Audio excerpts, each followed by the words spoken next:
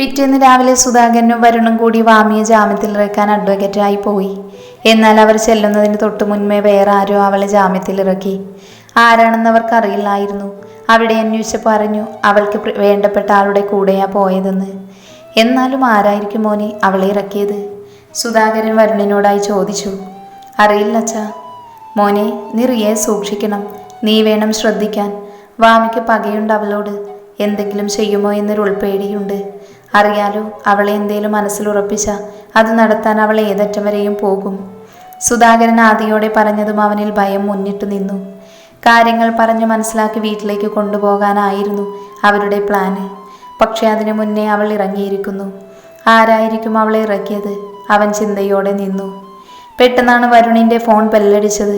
വരുൺ ഞെട്ടി ഫോണിലേക്ക് നോക്കി. നമ്പറായിരുന്നു. ഒപ്പം സുധാകരൻ അവനെ നോക്കി.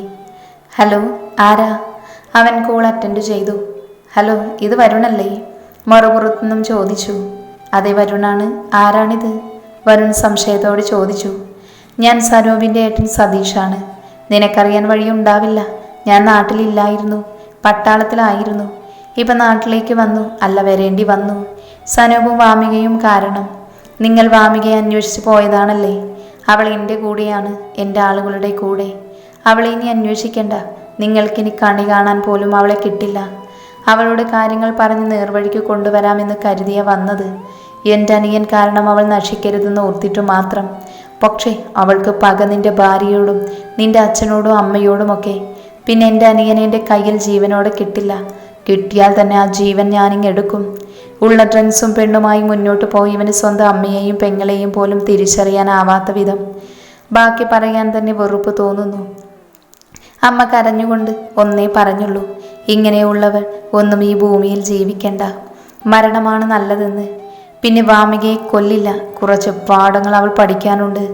പകയും വൈരാഗ്യവുമായി നടക്കുന്നവൾ ഇവിടെ നിന്നാൽ നിന്റെ ഭാര്യയ്ക്കും നിന്റെ വീട്ടിലുള്ളവർക്കും അതൊരാപത്താണ്. പറഞ്ഞാൽ നന്നാവാത്തവരെ അറിഞ്ഞു നന്നാക്കണം. എന്നിട്ടും അവൾ നന്നായില്ലെങ്കിൽ അങ്ങ് മറന്നേക്കണം. അപ്പം നിങ്ങൾ അവളെ മറന്നേക്ക്. കാരണം പറഞ്ഞ് മനസ്സിലാക്കിയിട്ടും അവൾക്ക് മാറ്റമൊന്നുമില്ല. കൊല്ലാനായിട്ട് തന്നെ ഇറങ്ങിത്തിരിക്കാൻ നോക്കുന്നു. അപ്പോൾ ഇനി ഒരു വിളി ഉണ്ടാവില്ല. ബായ്. അത്രയും പറഞ്ഞുകൊണ്ട് ഫോൺ വെച്ചു. ആരാ മോനെ വിളിച്ചത്? സുധാകരൻ ആദിയോട് ചോദിച്ചു. അത് സനൂപിൻ്റെ ഏട്ടനാണ്. വാമിയെ അവർ കൊണ്ടുപോയി. അന്വേഷിക്കണ്ട എന്ന് പറഞ്ഞു. ഇവിടെ നിന്നാൽ നമുക്കും റിയയ്ക്കും ആപത്താണെന്ന്. അവൻ സതീഷ് പറഞ്ഞ എല്ലാ കാര്യങ്ങളും ഒന്നുകൂടെ അച്ഛനോട് പറഞ്ഞതും അയാൾ അവനോട് വീട്ടിലേക്ക് പോകാമെന്ന് പറഞ്ഞു. അങ്ങനെ വരുണും സുധാകരനും വീട്ടിലേക്ക് തിരിച്ചു. കാശിയുടെ വീട്ടിലെല്ലാവരും ഡ്രസ്സ് എടുക്കാൻ പോകാൻ ഒരുങ്ങുമായിരുന്നു. എല്ലാവരും ഒരുങ്ങിയിറങ്ങിയതും അടുത്തുള്ള ഡ്രസ്സ് ഷോപ്പിലേക്ക് അവർ പോയി. അവിടുന്ന് അവർക്കുള്ള ഡ്രസ്സൊക്കെ എടുത്തു. കൂട്ടത്തിൽ സ്വർണവും. കാശി അവർക്ക് ഡ്രസ്സും ഗോൾഡും എടുത്തുകൊണ്ട് ഒരാൾ ഇഷ്ടപ്പെട്ടില്ലായിരുന്നു. എന്നിരുന്നാലും ആ ഇഷ്ടക്കേട് പുറത്തു കാണിക്കാതെ ചിരിയോടെ അവരുടെ കൂടെ നിന്നു. വൈകുന്നേരത്തോടെ കാശിയൊക്കെ വീട്ടിലേക്ക് തിരിച്ചെത്തിയതും അതുമാകെ ക്ഷീണിച്ച് പരുവമായിരുന്നു. കാരണം വാങ്ങിയ ഡ്രസ്സിൻ്റെ സ്റ്റിച്ചിങ്ങിനും കൊടുത്ത് അതൊക്കെ വാങ്ങിയിട്ട് നോക്കിയിട്ട് അവർ തിരികെ വീട്ടിലേക്ക് പോകുന്നത്. അമ്മമാരും അച്ഛന്മാരും നേരത്തെ തിരിച്ച് വീട്ടിലേക്ക് പോന്നിരുന്നു. മോനെ, അവിടെ നിന്ന് നിന്നേ. വീട്ടിലെത്തിയ നന്ദനോട് ദേവിയമ്മ പറഞ്ഞു. എന്ത് ദേവിയമ്മേ? നന്ദൻ അവരെ നോക്കി. ഇത് നിങ്ങൾക്ക് വേണ്ടി ഞങ്ങൾ വാങ്ങിയതാണ്. എൻ്റെ മകളാണ് കല്യാണി. അങ്ങനെയാണ് ഞാൻ കണ്ടേക്കുന്നത്. അതുകൊണ്ട് ഇത് നിങ്ങൾ വാങ്ങണം. നാളെ ഇടണം കേട്ടോ. രണ്ടുപേർക്കും ഓരോ ഗോൾഡ് റിങ് അവർ വാങ്ങിക്കൊടുത്തു. കല്ലുവിൻ്റെ മിഴികൾ നിറഞ്ഞു. അയ്യേ, കരയാതെ മോളെ. അവളുടെ കണ്ണുനീർ തുടച്ചുകൊണ്ടവർ പറഞ്ഞു. സന്തോഷം കൊണ്ട് നിറഞ്ഞതാണ്, അവൾ അവരോടായി പറഞ്ഞു. അവൻ എല്ലാവരെയും ഫുഡ് കഴിച്ച് ഉറങ്ങാൻ കിടന്നു. നല്ല ക്ഷീണമുള്ളത് കൊണ്ട് തന്നെ എല്ലാവരും പെട്ടെന്ന് തന്നെ മയങ്ങിപ്പോയിരുന്നു. വീട്ടിൽ തിരിച്ചെത്തി സുധാകരനെയും വരുണിനെയും മാത്രം കണ്ടതും ചിത്ര അവരുടെ അടുത്തേക്ക് പോയി. വാമി എവിടെ? ജാമ്യം കിട്ടിയില്ലേ?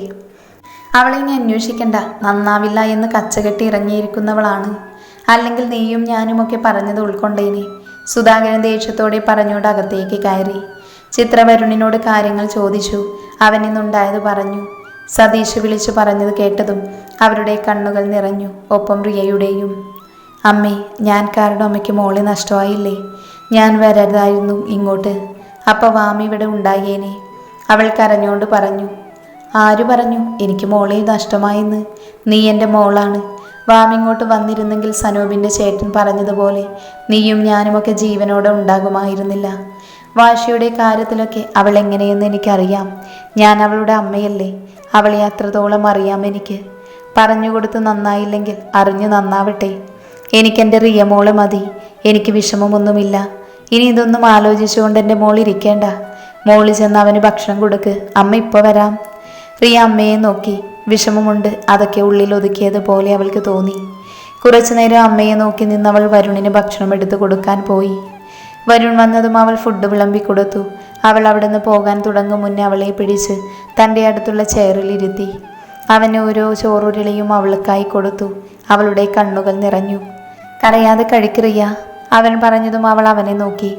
അവൾക്ക് കൊടുക്കുന്ന കൂട്ടത്തിൽ അവനും ചോറ് കഴിക്കുന്നുണ്ടായിരുന്നു. എന്താവശ്യമുണ്ടെങ്കിലും എന്നോട് പറയണം. പറയാതിരിക്കത് കേട്ടോ. കുറച്ചുകൂടി കഴിക്ക്. നമ്മുടെ കുഞ്ഞും കൂടി ഉള്ളതാ. ഇങ്ങനെ ക്ഷീണിച്ചിരിക്കാതെ നന്നാവണ്ടേ. അവൻ അവളോട് പറഞ്ഞതും അവനോട് പിന്നെ മറുത്തൊന്നും പറയാതെ അവൻ സ്നേഹത്തോടെ തരുന്ന ചോറ് അവൾ കഴിച്ചു. അന്ന് അവർ ഇരുവരും ഒരുമിച്ചൊരു മുറിയിൽ കിടന്നു. ആ രാത്രി അവൻ്റെ തെറ്റുകളൊക്കെ പറഞ്ഞ് അവളോട് ക്ഷമ ചോദിച്ചു അവൻ. ഒപ്പം പുതിയൊരു പ്രണയ ജീവിതം അവർ തുടങ്ങി. ആ പ്രണയത്തിന് നിറം ചാർത്താനായി അവരുടെ പൊന്നോമനയും വരവായി. അവരുടെ പൊന്നോമനയ്ക്കുള്ള കാത്തിരിപ്പിലേക്ക് അവർ സന്തോഷത്തോടെ ഉറങ്ങി. സന്തോഷത്തിൻ്റെ നാളുകളിലേക്ക് ചുവടുവയ്ക്കാൻ ഒരുങ്ങുന്നവൻ്റെ വാർത്തയറിഞ്ഞതും അവൾക്ക് സഹിച്ചില്ല. ഇല്ല നന്ദകുമാർ, നിന്നെ സന്തോഷത്തോടെ ജീവിക്കാൻ ഞാൻ അനുവദിക്കില്ല. ഞാൻ വരികയാണ്. എനിക്കില്ലാത്ത സന്തോഷ ജീവിതം നിനക്കും വേണ്ട. നിന്റെ സന്തോഷം ആരിലാണെന്ന് എനിക്കറിയാം. അതുതന്നെ ഞാൻ നേടിയെടുക്കും. അവൾ ആ മുറിയിലിരുന്ന് അവൻ്റെയും കല്യാണിയുടെയും ചിന്നുവിൻ്റെയും ഒരുമിച്ചുള്ള ഫോട്ടോയിൽ നോക്കിക്കൊണ്ട് പറഞ്ഞു. ദേഷ്യത്തോടെ, അതിലുപരി പകയോടെ ആ ഫോട്ടോയിലേക്ക് തന്നെ നോക്കിയിരുന്നു അവൾ. ഇതൊന്നും അറിയാതെ നന്ദനും കല്യാണിയും നാളത്തെ സന്തോഷ ജീവിതത്തെ സ്വപ്നം കണ്ടുറങ്ങുകയായിരുന്നു. ഇന്നാണ് നന്ദൻ്റെയും കല്യാണിയുടെയും കല്യാണം. അതിനായി രാവിലെ തന്നെ എല്ലാവരും ഒരുങ്ങുകയാണ്. കല്യാണിയെ ഒരുക്കാൻ നന്ദൻ ആളെ ഏർപ്പാട് ചെയ്തിരുന്നു. മേക്കപ്പ് ഒന്നും വേണ്ട എന്ന് കല്ലു പറഞ്ഞെങ്കിലും അവൻ സമ്മതിച്ചില്ല. ജീവിതത്തിൽ മനോഹരമായി നടക്കുന്ന ചടങ്ങാണ്. ചെറിയ രീതിയിലാണെങ്കിലും ഭംഗിയോടെ വേണമെന്ന് അവൻ പറഞ്ഞു. കല്ലുവിനെ ഒരുക്കി കഴിഞ്ഞതും അച്ചുവിനെയും ശ്രീയെയും ഒരുക്കി. ലച്ചു അമ്പലത്തിലേക്ക് വന്നേക്കാമെന്ന് പറഞ്ഞിരുന്നു. എല്ലാവരും ഒരുങ്ങിയിറങ്ങിയതും അവർ അമ്പലത്തിലേക്ക് പുറപ്പെട്ടു. തിരുവാണിപുരം ശ്രീ പാർവതി മഹാദേവ ക്ഷേത്രത്തിൽ എത്തിയവർ അകത്തേക്ക് കയറി പ്രാർത്ഥിച്ചു. ശേഷം ക്ഷേത്രമണ്ഡപത്തിലേക്ക് വന്നു. പൂജാരി വന്നത് നന്ദനും കല്യാണിയും മുന്നിലേക്ക് നിന്നു. പൂജാരി പൂജിച്ചു വെച്ച താലി നന്ദൻ്റെ കയ്യിലേക്ക് കൊടുത്തു. നന്ദൻ പ്രാർത്ഥിച്ചുകൊണ്ട് അവളുടെ കഴുത്തിൽ താലി കെട്ടി. കല്യാണി പ്രാർത്ഥനയോടെ നിന്നു. അവൻ്റെ വിരൽ തുമ്പിനാൽ അവളുടെ സീമന്തരേഖ ചുവപ്പിച്ചതും അവളുടെ മിഴികൾ നിറഞ്ഞു. പരസ്പരം തുളസിമാല അണിയിച്ചതും ഉണ്ണികൃഷ്ണൻ വന്ന് കല്ലുവിൻ്റെ കൈകൾ നന്ദനെ ഏൽപ്പിച്ചു. കല്ലുവിൻ്റെ കണ്ണുകൾ ഇറനണിഞ്ഞു. അവിടുത്തെ ചടങ്ങുകൾ കഴിഞ്ഞതും കാശിയുടെ ഫാമിലിയും അച്ചുവും ശ്രീയും ലച്ചുവും ഹരിയും പിന്നെ വരുണിൻ്റെ ഫാമിലിയും തിരിച്ചു വീട്ടിലേക്ക് പോയി. ബാക്കിയുള്ളവർ രജിസ്റ്റർ ഓഫീസിലേക്കും. അവിടെ ചെന്നവർ വിവാഹം രജിസ്റ്റർ ചെയ്തു. ഒപ്പം കല്ലുവും നന്ദുവും ചിന്നുവും കൂടിയുള്ളൊരു ഫോട്ടോയും എടുത്തു. ബാക്കി ഫോട്ടോ എടുക്കൽ കാശിയുടെ വീട്ടിൽ ചെന്നിട്ടായിരുന്നു. നന്ദൻ താമസിക്കുന്നത് വാടക വീടായതുകൊണ്ട് കല്യാണം കഴിഞ്ഞ് അവിടേക്ക് പോകണ്ട എന്ന് പറഞ്ഞു. കാശിയുടെ നിർബന്ധപ്രകാരം കെട്ടുകഴിഞ്ഞ് അവൻ്റെ വീട്ടിലേക്ക് കയറിയാൽ മതിയെന്ന് പറഞ്ഞു.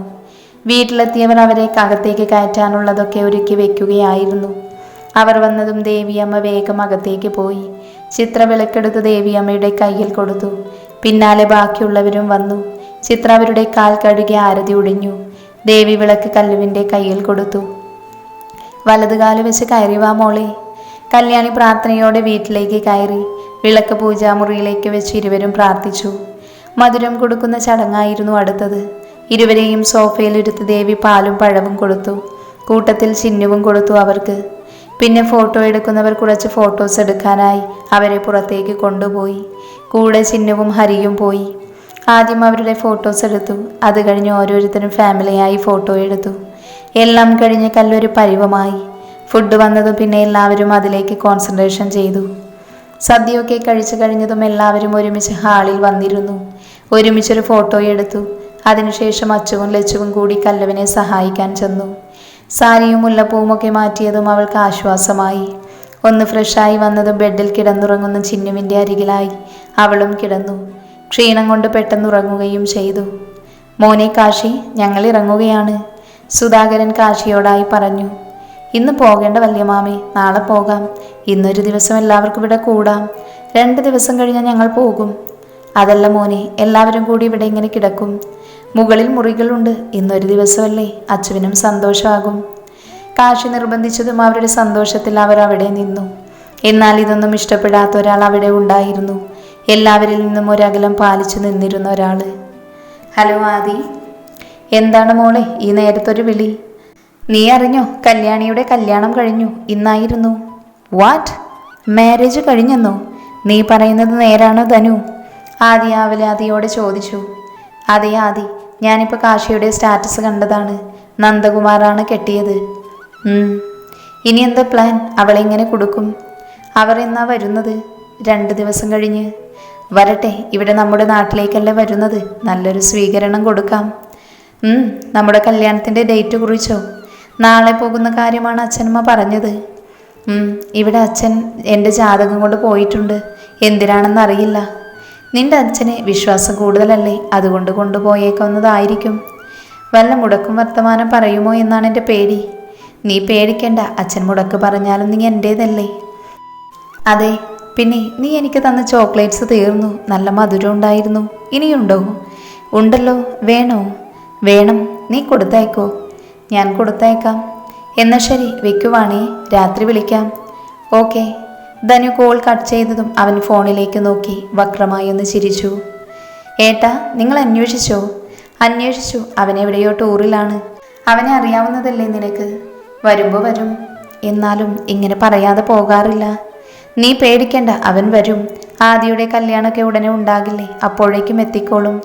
അത്രയും ശ്രീനാഥിൻ്റെ അമ്മയോട് അവൻ്റെ അച്ഛൻ പറഞ്ഞുകൊണ്ട് പുറത്തേക്ക് പോയി. എന്നാൽ ആ അമ്മയുടെ മനസ്സാകെ ആദിയിലായിരുന്നു, തൻ്റെ മകനെ ഓർത്ത്. ഇവനിതെവിടെയാണാവോ?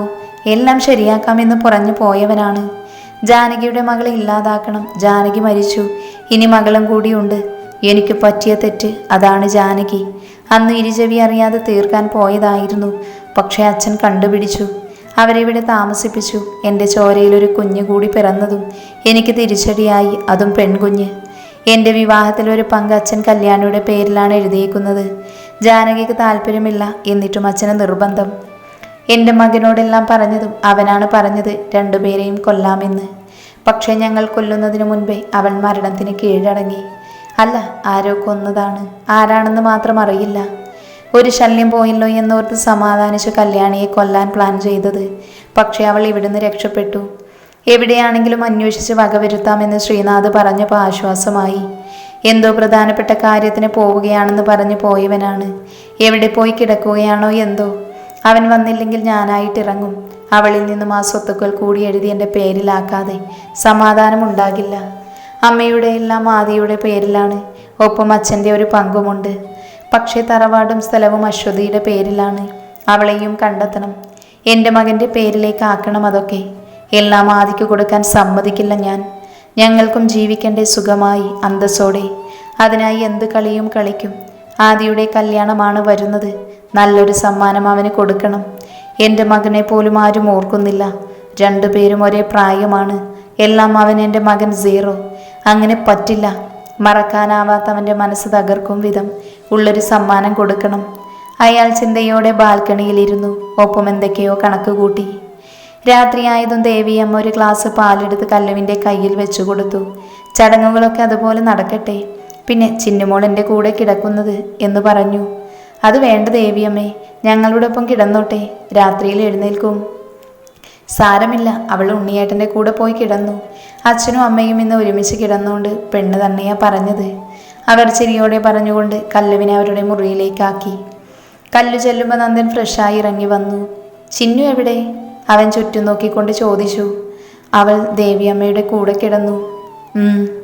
അവൾ പാൽ ഗ്ലാസ് അവന് നേരെ നീട്ടിയതും അവൻ ചിരിയോടെ അത് വാങ്ങി പകുതി കുടിച്ചുകൊണ്ട് അവൾക്ക് കൊടുത്തു. അവളും കുടിച്ചതും അവൻ അവളെ തൻ്റെ അരികിലായി ഇരുത്തി. നമുക്ക് കുറച്ച് പ്രണയിച്ചു നടന്നിട്ട് പോരെ ഒരു ജീവിതത്തിലേക്ക് കടക്കുന്നത്?